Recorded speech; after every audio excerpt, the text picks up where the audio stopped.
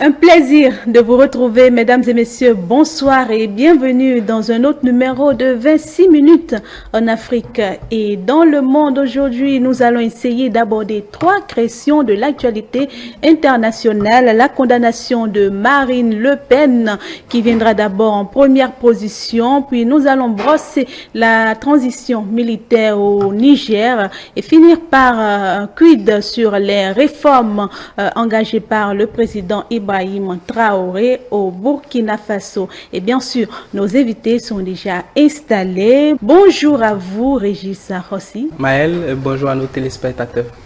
Bonjour à vous, Rodolphe Ataï. Bonjour Madame Maël, bonjour à mon confrère Régis et bonjour à nos téléspectateurs. Alors, je reste avec vous. Vous n'êtes pas sans être au courant de la condamnation récente de Marine Le Pen.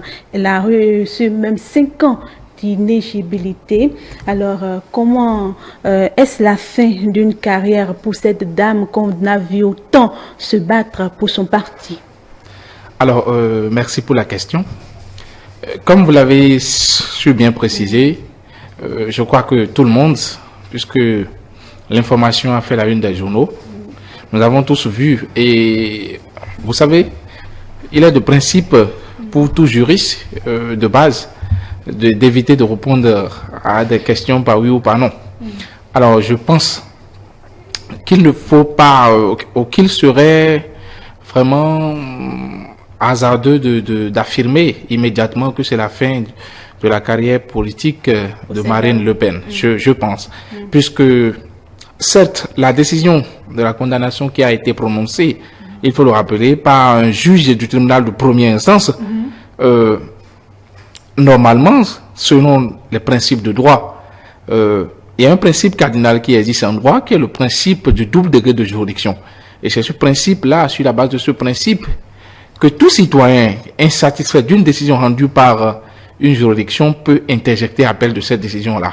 Vous pouvez donc vous opposer à une décision et évidemment solliciter. Mais est-ce qu'elle a de chance là? Justement, c'est là où je veux venir en partant du principe. Et donc, certes, l'effet provisoire, l'exécution provisoire de la décision qui a été rendue et qui a été ordonnée par le juge, c'est ce qui est d'ailleurs critiqué. Sinon, on a vu dans plusieurs pays des personnalités ont été poursuivies en justice. Quand on rend une décision en première instance, il faudrait qu'on laisse la possibilité, quel que soit le bord politique de la personne, puisque ici, il n'est pas question de est-ce que les faits sont avérés ou pas. Mais il faudrait qu'on laisse la possibilité à la personne d'interjeter appel. Mais n'oubliez pas, l'appel a un effet suspensif de la décision. Si le juge n'avait pas ordonné l'exécution provisoire de la décision, à partir du moment où ils avaient interjecté appel, ça veut dire que elle pouvait toujours être éligible et se présenter aux élections. Mais en ordonnant l'exécution provisoire de la dite décision, il rend Le Pen inéligible, c'est-à-dire de façon exécutoire. Et donc on estime, moi je pense qu'il faut quand même nuancer et affirmer que c'est possible, on est en France, quand même on n'est pas dans des pays, certes la France n'est plus qu'elle est terre, si on peut parler en ces termes, mais il existe quand même cette opportunité-là, selon laquelle nous pouvons assister dans des jours à venir à l'appel qui sera interjecté. D'ailleurs, elle l'a dit, je l'ai suivi, elle-même interviewée, elle a dit, eh bien oui, nous allons interjecter appel le plus tôt possible. Et évidemment, donc on estime, bon, j'espère que les juges de l'appel vont très vite se saisir de ce dossier et rendre rapidement la décision. Puisque je pense que quand il s'agit des affaires politiques, la seule décision finale doit revenir au peuple et non aux juges. Donc je pense que il faut quand même se retourner vers les juges. Et donc laisser les juges trancher jusqu'au bout, plutôt que d'ordonner l'exécution provisoire de cette décision-là. Donc on aurait fait, ce serait une grave erreur d'affirmer immédiatement que c'est la fin d'une carrière politique, je pense. Alors, Régis, un coup dur temporaire pour l'extrême droite de la France? Oui, ça c'est clair, c'est un coup dur pour l'extrême droite. Mais pour répondre à toutes ces questions et toute cette problématique, il est important de revenir sur le contexte dans lequel s'inscrit tout ce fait international. Déjà, il faut notifier que cela s'inscrit dans un contexte de la politique française, l'avenir de la politique française. Et quand on sait que les élections présidentielles arrivent pour bientôt en 2027, c'est effectivement dans ce contexte-là que s'inscrit ce fait international. Et il faut se poser maintenant la question de savoir qui est Marine Le Pen. Marine Le Pen, c'est la leader du Rassemblement national. Quand on regarde le paysage politique et on regarde l'extrême droite, c'est cette figure de proue-là qui est en lice ou qui a quand même beaucoup plus de dominance par rapport à ce qui est des élections présidentielles prochaines. Et donc, la situation est beaucoup plus parlante aujourd'hui à cause du statut de cette personne-là, qui aujourd'hui se retrouve condamné sous le poids de la loi en fonction donc du contexte de cette condamnation-là des assistants parlementaires européens. Et pour aller un peu plus loin par rapport à cette question, donc, il va falloir analyser sur divers plans l'implication de cette décision-là qui a été prise par un tribunal de première instance. Déjà, sur le plan politique, il est tout à fait clair que cela porte une entrave aux volontés ou aux désirs de cette personnalité-là, députée donc, Marine Le Pen, de vouloir aller pour les présidentielles en 2027. Et tout à l'heure, le co-panéliste ou le intervenant parlait d'un possible appel de la part de Marine Le Pen. Il faut déjà notifier que cette dernière a décidé de faire l'appel, mais l'effectivité de cet appel et la conséquence que cela pourrait avoir est mise à mal. Parce que quelles conséquences par exemple? Déjà, avec cet appel, cette dernière pourrait revenir dans la course. Mais quand on voit le délai que cela... son appel pourrait être biaisé? Non, l'appel ne serait pas biaisé. L'appel devrait être fait de manière normale. Mais là, puisqu'elle fait appel et qu'il faut un certain délai pour pouvoir entrer en course pour les présidentielles, c'est là toute la problématique. Puisque le délai ne permettra pas à cette dernière de pouvoir revenir sur la scène politique à temps, si on doit tenir compte de tout ce qui s'est passé déjà en matière pénale. Et il faut le rappeler, cette décision a été prise donc sur le plan juridique, sur le volet pénal. Et c'est effectivement pourquoi cette exécution provisoire et immédiate est assez problématique du fait qu'on ne peut pas lui laisser le temps de pouvoir continuer sous le couvert de cet appel. Si c'était une affaire civile, peut-être que cela aurait été possible. Mais quand on voit notamment cette loi Sapin 2 qui sont évoquées en France, qui stipule que quand une personnalité politique se retrouve dans des faits comme détournement de fonds publics, cette loi stipule qu'il faudrait que cette personne-là soit sous le coup de la loi et qu'on ait donc comme conséquence une illégibilité pour les élections assorties donc selon le juge d'une comment on l'appelle, d'une exécution provisoire. Donc c'est ce qui s'est passé sur la scène politique française, et cela a bien évidemment, comme je l'ai dit, des impacts sur le plan politique et sur le plan juridique. Merci à vous. Je reviens à vous, Rodolphe Ataï. Quelle serait donc l'évolution du RN face à cette crise? Bon, vous l'avez vu, on a tous fait le constat. Déjà, juste quelques heures, dans les heures qui ont suivi, nous connaissons déjà, nous savons que si Marine Le Pen n'est pas là, vous savez, dans un parti politique, comment le dire, quand il n'y a pas Ousmane Sonko, il y a Diomaye Faye.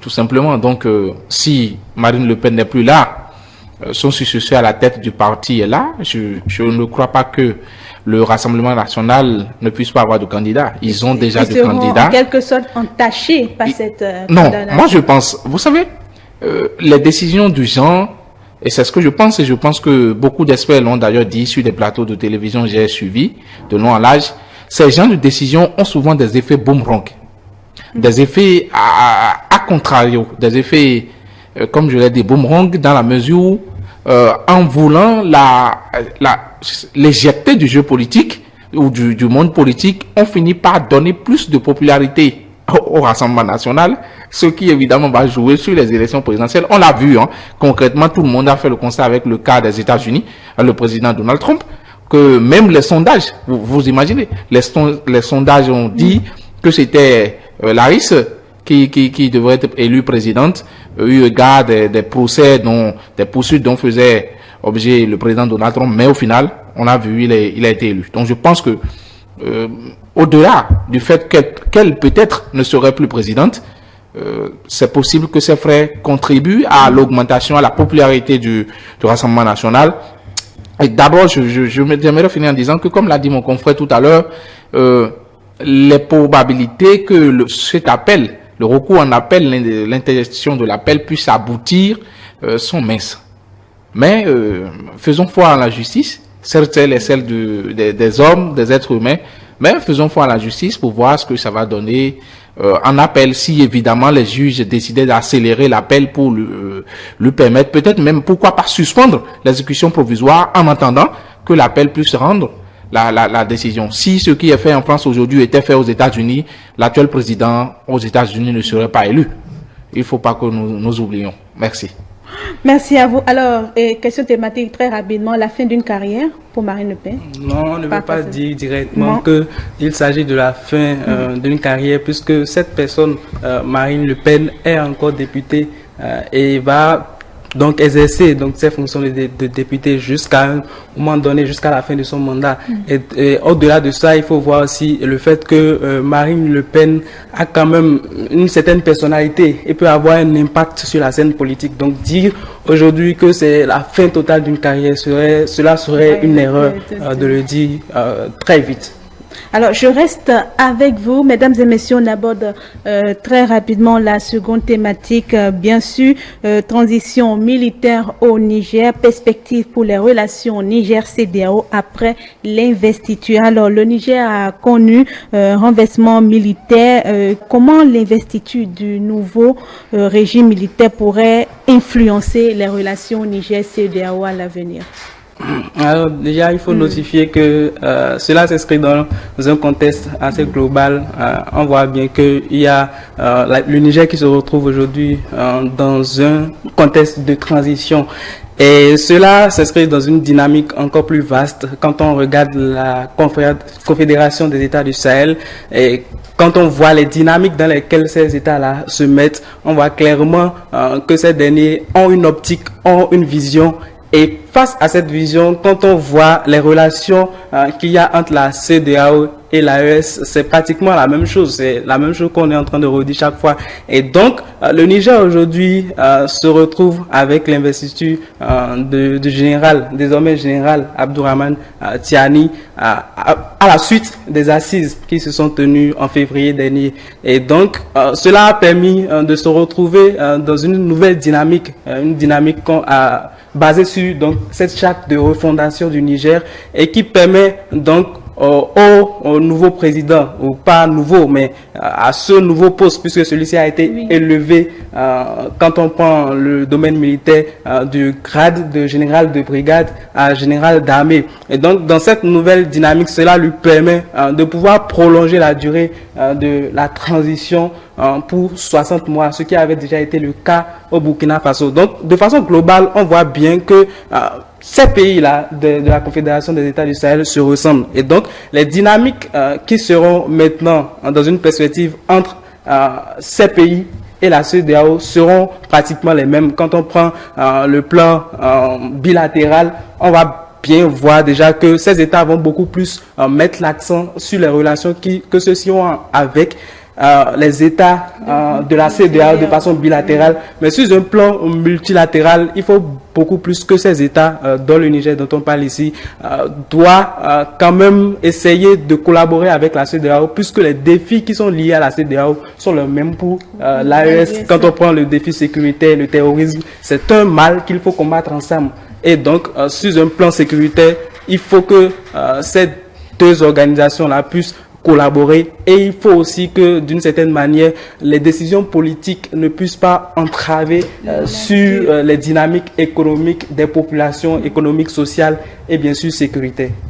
Voilà. Alors, Rodolphe Ataï, peut-on dire alors que les sanctions de la CEDEAO ont eu l'effet escompté? Je pense que non. Je vais être beaucoup plus pragmatique et dire non. L'AES, l'Alliance des États du Sahel, dont fait partie le Niger, est dans une dynamisme progressiste, comme ils aiment le dire eux-mêmes. Alors cela a une conséquence, puisque tout à l'heure, je suis d'accord avec mon confrère Régis, que cela ne changera rien par rapport à la relation entre le Niger et la CEDEAO. Bien, moi j'irai plus loin en disant que cela ne changera rien par rapport à la relation entre le Niger, entre l'AES, les pays membres de l'AES, et l'alliance avec la CEDEAO, puisque bien avant l'investiture du général Tiani, en sa qualité désormais du président de la République du Niger, n'oubliez pas que l'AES avait déjà annoncé, après bien sûr que leur retrait soit définitivement acté, qu'ils vont signer, qu'ils vont étudier une perspective d'accord en vue de mener un certain, c'est-à-dire d'échange entre les pays membres de la Confédération et les pays membres de la CEDEAO, pour ne pas se retrouver avec peut-être des relations totalement rompues. C'est-à-dire, or nous sommes toujours dans le même espace. Et il faut dire d'ailleurs que c'est pas la même chose. C'est pas pour la première fois qu'on observe cela sur la planète, puisque qu'ils vous souviennent que l'Allemagne a quitté l'Union européenne. Les Royaumes-Unis ont quitté l'Union européenne. Mais quand même, il y avait eu il y a eu des accords, je dirais peut-être économiques, sociaux, qui permettent également quand même aux États, donc aux pays qui ont quitté, malgré cela, de quand même pouvoir échanger avec les pays qui sont toujours dans l'espace économique. Et la conséquence, comme je le disais tout à l'heure, c'est que les relations vont rester pratiquement les mêmes.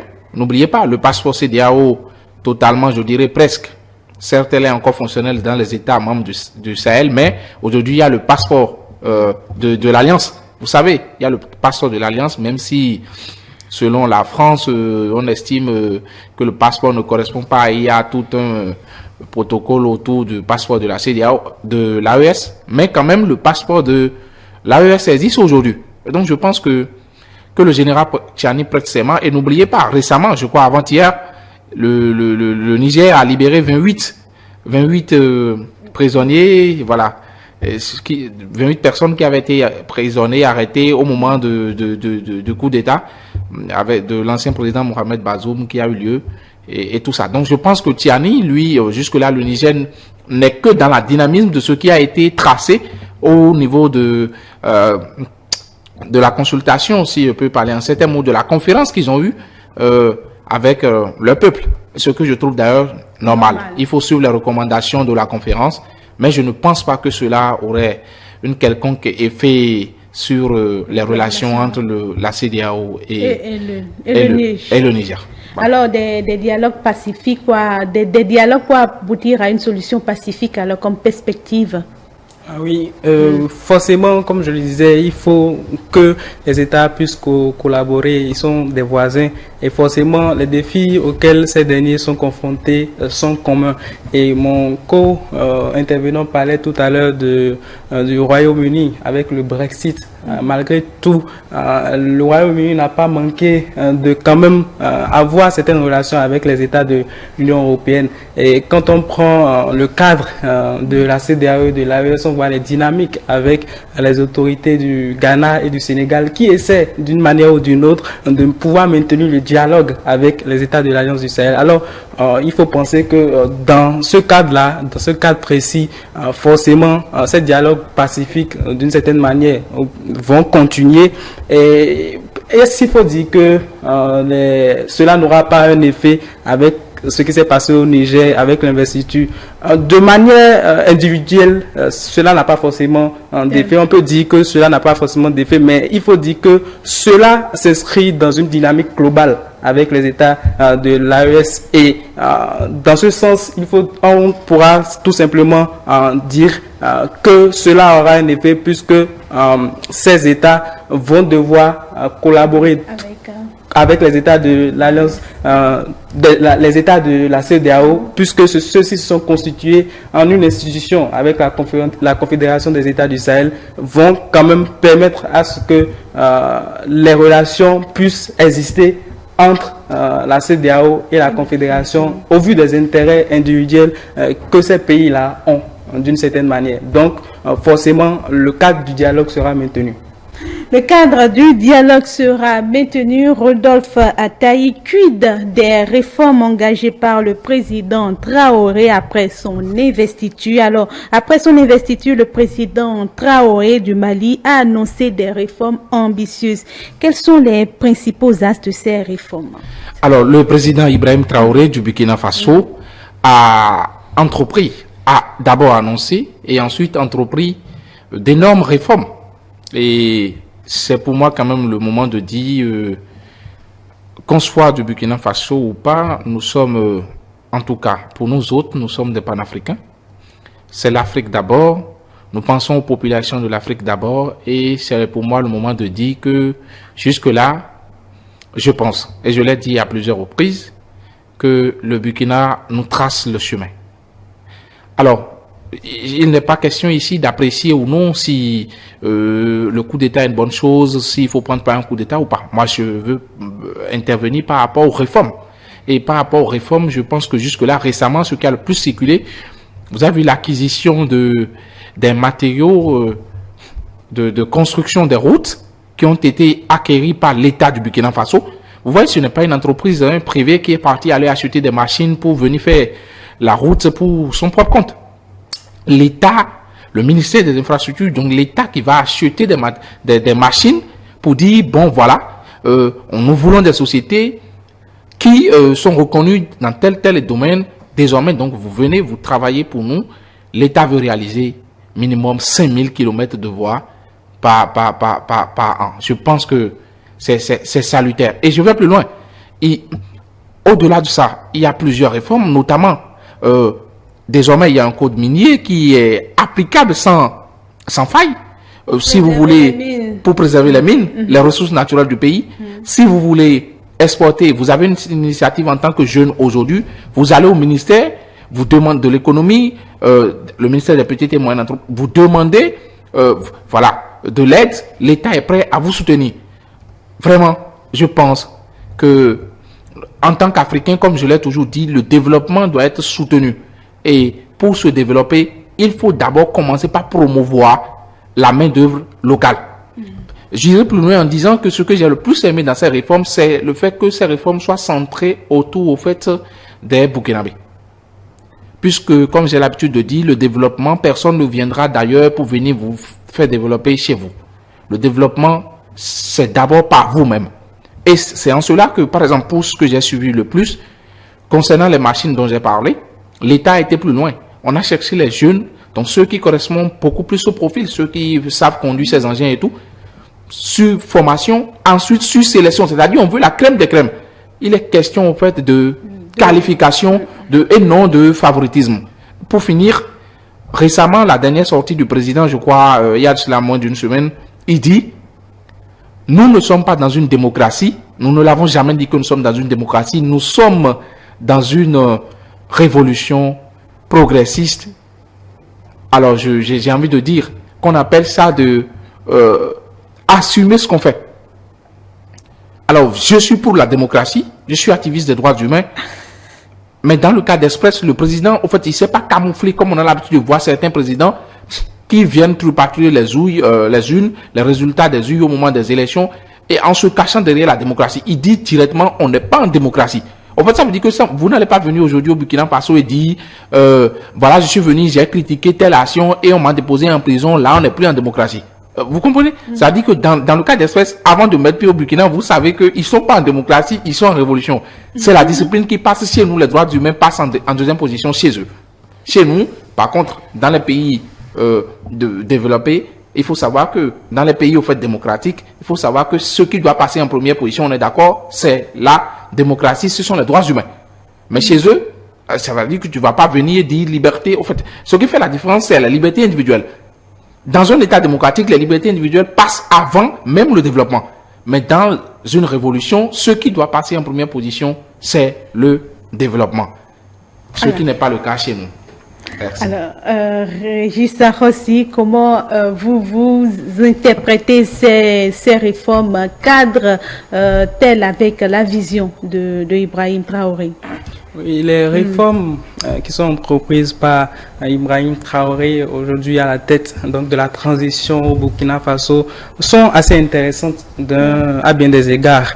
Quand on voit le contexte dans lequel celui-ci est arrivé, donc il avait l'intention de rompre avec donc cette influence occidentale, et l'objectif de toute cette dynamique au Burkina Faso aujourd'hui avec la transition, c'est de s'inscrire dans une démarche de souveraineté nationale, d'une certaine autonomie économique et d'une certaine sécurisation ou une sécurité interne sur le plan sécuritaire donc du Burkina Faso, donc contrôlée et garantie par la population du Burkina Faso. Et donc il faut dire que oui, les réformes sont intéressantes et cela se voit bien sur plusieurs plans. Quand on prend le plan sécuritaire, on voit que la première chose, c'est que le gouvernement a fait partie les bases françaises, les Français, les militaires français, et ensuite il y a eu des partenariats avec la Russie. Donc c'est dans une dynamique de pouvoir permettre à ce que ces partenaires puissent quand même proposer quelque chose qui permette au Burkina Faso de pouvoir être autonome et de pouvoir être vraiment indépendant. Et ensuite, quand on prend le plan économique, on voit bien que le Burkina Faso a diversifié ses partenaires avec la Turquie, la Chine, la Russie. Donc pour se détacher un peu plus de l'influence occidentale, quand on prend la France et tous ceux qui ont été colons ou les relations qu'il y avait avec le colon. Et ensuite, sur le plan social, culturel, on voit qu'il y a eu certaines réformes avec la langue française qui est passée comme la langue uniquement de travail, et puis certaines habitudes qui ont changé quand on prend les magistrats qui changent désormais leur tenue pour s'allier avec les tenues traditionnelles. Tout ça est intéressant, mais le hic avec ça, c'est qu'il faut que tout cela soit effectif. Parce que quand on regarde le plan sécuritaire aujourd'hui, il y a eu des luttes, des propositions qui ont été faites, des démarches qui ont été menées par l'armée du Burkina Faso, mais on voit encore qu'il y a des attaques de la part des terroristes au Burkina Faso. Et cela est assez problématique parce que c'est la vie des Burkinabés qui sont en jeu. Et au-delà de cela, il faut aussi voir que oui, on parle de révolution, mais on ne peut pas dire que le Burkina Faso ne se retrouve pas dans une démocratie. Ce que Ibrahim Traoré, en tant que président, veut notifier, c'est tout simplement que ceux-ci sont dans une dynamique, dans un contexte assez particulier, qui veut que le Burkina Faso se mette dans une position où ceux-ci priorisent et se mettre dans une vision de développement. Alors cela ne veut pas dire que les droits humains sont relégués au second plan. Parce que un développement sans les droits humains, c'est problématique. Donc, je pense que c'est une nouvelle vision qu'apporte Ibrahim Traoré dans sa démarche qui allie développement, droits humains, mais dans une vision panafricaniste. Et oui, toutes ces réformes sont intéressantes, mais la conclusion, c'est que cela soit effectif par rapport aux effets et aux conséquences qu'on constate sur le terrain et par rapport à ce qui est vraiment recherché par la population burkinabèse. Merci à vous. Alors, très rapidement, pour finir, Rodolphe Attali, est-ce que ces réformes pourraient rencontrer d'obstacles internes ou même externes? Bon, je pense que ces réformes, en très peu de mots, je dirais que ces réformes peuvent et rencontrent des résistances externes, puisque l'impérialisme, comme on a l'habitude de le dire, lorsque vous le chassez, vous lui coupez une tête, il revient avec deux. Et évidemment, sous différentes formes. Donc, à ce niveau, il y aura évidemment des résistances. Mais au niveau national, je pense que la première des choses, comme j'ai l'habitude de le dire, et comme l'ont dit d'ailleurs d'éminentes personnalités, la meilleure arme, c'est l'éducation. Et c'est ce que je pense qu'il faudrait que le président n'oublie pas. Il faudrait qu'il investisse beaucoup plus désormais dans l'éducation. Et quand je dis éducation de qualité, soit au niveau interne, soit qu'il pense à octroyer des bourses d'études à des jeunes très très brillants dans plusieurs domaines, à penser à les envoyer dans des meilleures universités au monde, dans plusieurs pays, ceux-ci qui auront bien sûr l'obligation de revenir pour apporter ces expertises-là au plan national. Je pense que même s'il y aura des obstacles, rien n'est insurmontable et ce dynamisme doit continuer jusqu'à ce que le défi sécuritaire soit réglé et que le pouvoir soit transmis évidemment par la voie des élections.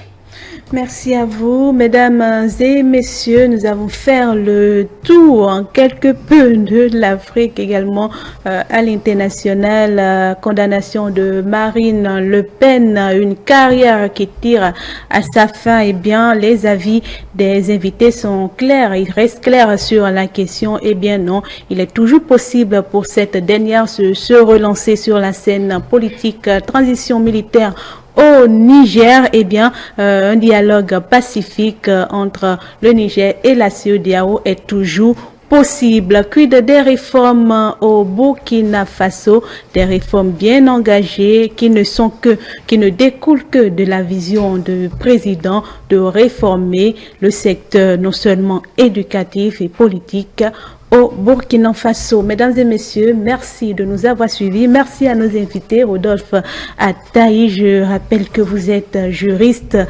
Régis Ahossi, merci. Vous êtes analyste géopolitique. Mesdames et messieurs, on se donne rendez-vous dimanche prochain pour un autre numéro. D'ici là, portez-vous bien.